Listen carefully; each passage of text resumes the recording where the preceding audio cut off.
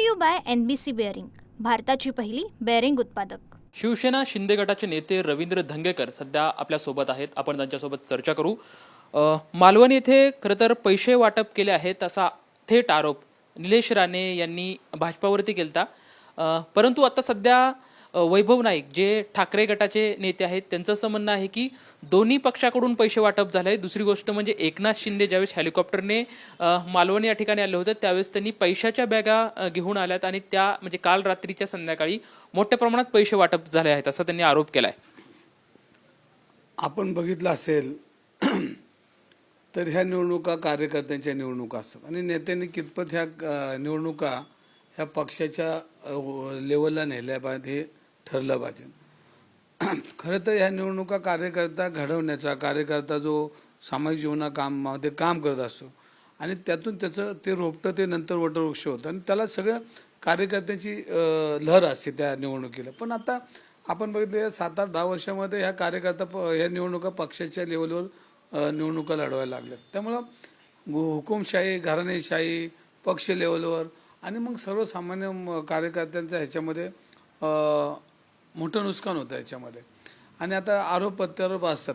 पण निलेश राणेंनी परवा जसे पैसे पकडून दिले, पोलीस घेऊन गेले, तसं वैभव नाईकांनी बी हेलिकॉप्टरमधनं उतरल्या पैसे पकडायला पाहिजे होते। कारण जर त्यांना माहिती असतं ते पैसे पकडून त्यांनी पोलिसांच्या स्वाधीन करायला पाहिजे होते, पण तसं काय करताना दिसलं नाही। म्हणजे ह्याचा अर्थ की लोकशाहीमध्ये कुणी कोणावर टीका करू शकतं आणि टीकेमध्ये आता लोकशाहीचा स्तंभच आपण म्हणतो की विरोधक आणि सत्ताधारी एकमेकावर ही टीका होतच असतात आणि या टीकेकडं गांभीर्याने लक्ष न देता आपण ॲक्शन घेतली। पण आता वैभव नाईक शिवसैनिक आहेत पण त्यांनी ॲक्शन घेऊन ते सगळं थांबायला पाहिजे होतं आणि त्यांना कोणी अडवलं नव्हतं। पण IQ बातम्या ट्रकमध्ये आले, हेलिकॉप्टरमध्ये आले, गाडीमध्ये आले, बसमध्ये आले। एकनाथ शिंदे ह्या राज्याचे मुख्यमंत्री होते, आता उपमुख्यमंत्री, ते काय बरोबर पैसे घेऊन फिरतील का? असं कोण फिरतं का? आणि जर फिरत असतील तर पोलीस यंत्रणा आजूबाजूला असते ना आणि ती काय कळणार नाही का? तर ह्याच्यामध्ये हे जे बोलतात त्याला काय मला नाही वाटत अर्थ आहे म्हणून, पण हे पैसे पकडून द्यायला पाहिजे आणि ते पोलिसांच्या ताब्यात द्यायला पाहिजे, निवडणूक आयोगाला तशी तक्रार करायला पाहिजे। हे सगळं वैभव नाईकांनी करायला पाहिजे होतं। पण वैभव नायकांचं म्हणणं असं आहे की जर सत्ताधारी पक्षातीलच जर निलेश राणे हे सातत्यानं पैशाच्या संदर्भात आवाज उठवत असतील तर हे आमचं कोण ऐकणारे आहेत, त्याच्यामुळे निवडणूक आयोग सुद्धा त्यांच्या समवेतच आहे। त्यामुळे हे आम्ही खरं तर निवडणूक आयोगाकडे अशी काही तक्रार करणार नाही असं त्यांचं म्हणणं आहे। काही सत्ताधारी पक्षातल्या नेत्यांचं ऐकत नसेल तर आमचं काय ऐकणार आहेत असं त्यांचं म्हणणं आहे। त्यांच्या या आरोपावरती तुम्हाला कितपत तथ्य वाटतं? बघा, निलेश राणे रस्त्यावरून लढले, तसं वैभव नाईकांनी रस्त्यावरून लढून पर्दाफाश करायला पाहिजे होता, पण ते का करत नाही? नुसतं बोलण्यापुरते आहेत का? तर त्यांनी रस्त्यावर आलं पाहिजे, बोललं पाहिजे।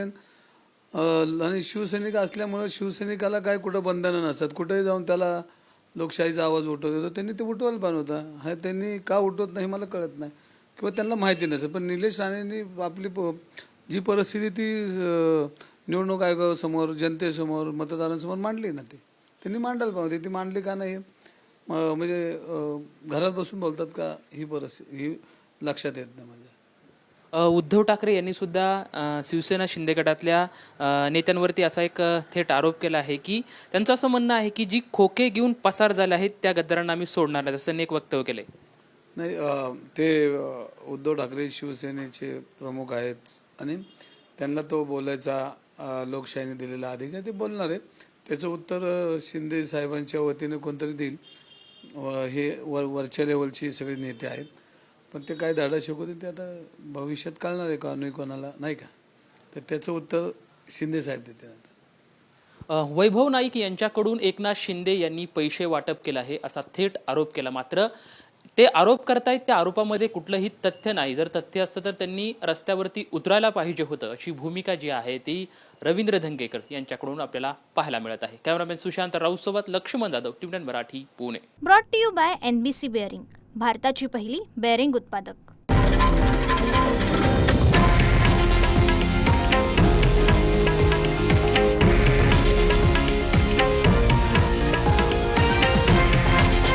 हे आहे देशातील नंबर 1 न्यूज नेटवर्क आणि आपण पाहत आहात TV9 मराठी, एकमेव।